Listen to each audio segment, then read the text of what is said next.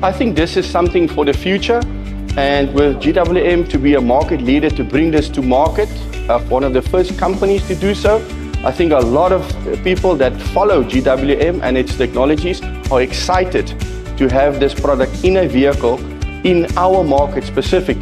We have the PHEV models that actually come with this technology, and what the people have experienced, they're really impressed about it. We've got a lot more information on how many variants there were, the different power ranges on both those systems, and also was introduced to a new system, the Hi4, which we haven't seen before.